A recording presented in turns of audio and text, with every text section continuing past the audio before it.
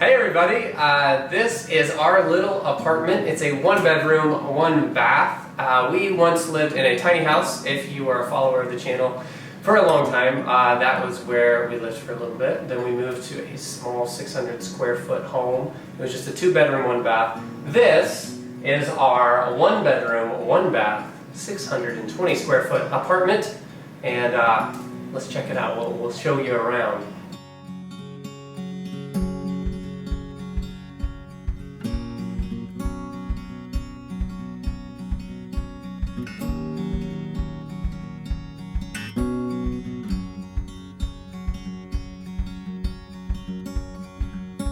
So you remember from our tiny house days when we lived in a really tiny space, and now comparatively this space might feel a lot bigger. We decided recently, as about a year ago, that we wanted to move to a small city. Obviously we couldn't just take our home and put it in a city, so we had to get creative. Living in a small space was important to us, and being in a place that could cultivate a habit of minimalism, continue that, was also important to us.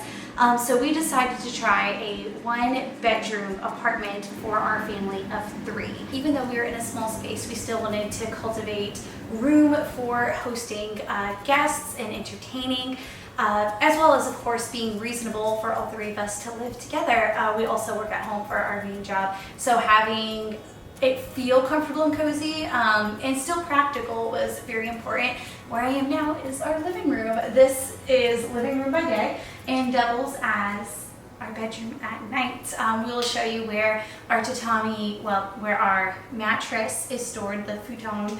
Our tatami mats, at the end of the day, actually we store them underneath our couch. It is nice and black, so you do not see them, or you wouldn't know they're there unless we told you, which we did, so joke's on us. But otherwise, we just store those right under there and pull them out at night. We'll probably do a different video later, maybe showing you that process. But it allows the space to not feel like a bedroom at all, and all of us, along with friends, when things are normal, can hang out in this space. We were naive enough to believe that we could make it in an apartment without a table. We forgot that a table is just very important to our specific family culture. It's not the same way for everybody. Some people don't need dining room tables, but we do love and value sitting around a table together and seeing each other's faces during our meals. So because of that, we ended up getting this table you might recognize from our tiny house. We had actually sold it years back when we lived in different spaces, but for this space, again, it is very practical. We have extra storage right here, which is really just crafts for our daughter. And most commonly, you will see us pull it out just like that. Ta-da!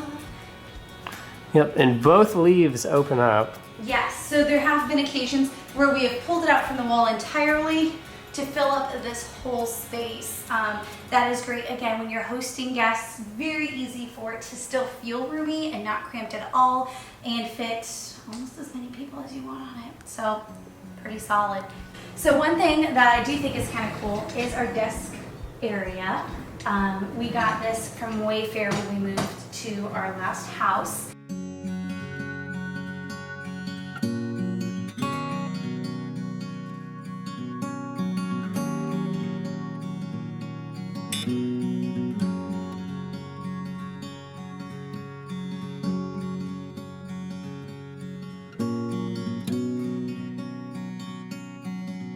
So I don't name all my plants, but this one's named Felicia.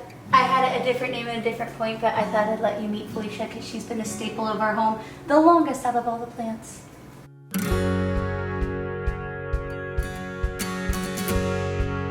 Let's go to Joy's room.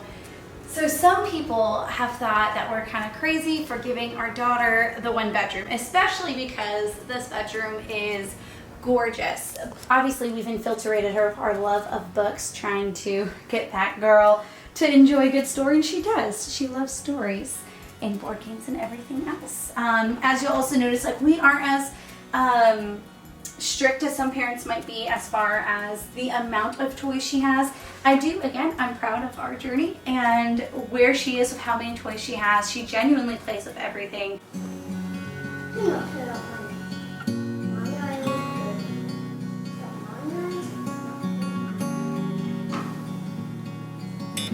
one thing I'm especially proud of is her little closet space. Originally, we were very hopeful that our main closet would be the closet for all three of us, but upon moving in, we realized quickly that that just actually wasn't very practical.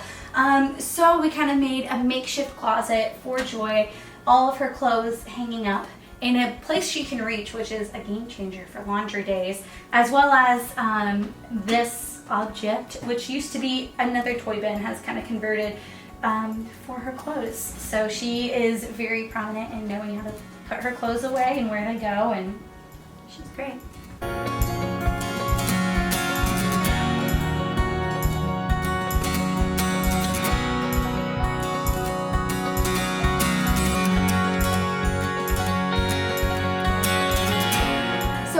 The details of the closet, but this is really what makes the magic happen in our one-bedroom apartment. Without a central hub, so to say, for the essential kind of things, then we would be living constantly in clutter. This is where Jeff and I keep all of our clothes individually in open spacing, as well as our big futon mattress, and the essential storage for sentimental things, for guest things, and you know, just the essentials. So this is really the hub of the house. When choosing a one-bedroom apartment, actually one thing that we really took into consideration was the layout. That was essential to us because we knew some layouts would not work for a family of three. Having this closet space kind of between the bathroom and the bedroom was important for what our vision would be. So let's show you.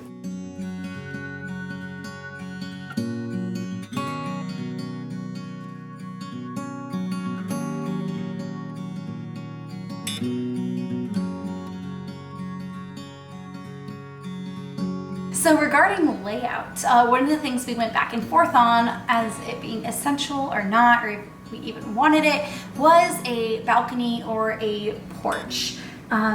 It was, you know, a question of like, oh, we'll get more square feet without a porch, and also, well, it would be so nice to send the kids outside when we need to, and you know, it's too crazy.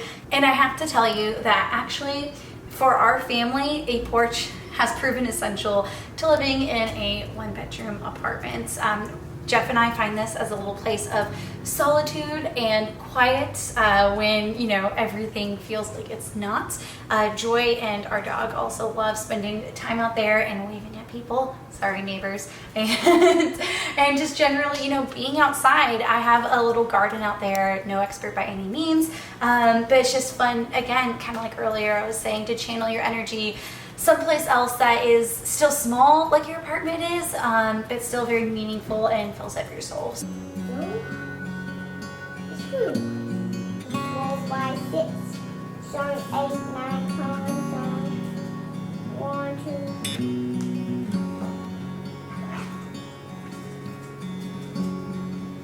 Make me. Yeah. Joy, do you like our small apartment? Yeah. See, Joy likes it. So. Yippee! Your kids will like it a lot because they get to be really close to you. Yes. So have a wonderful day, and thank you for watching the tour of our home. I'm sure we will eventually live in a different small place, and we'll show a tour there.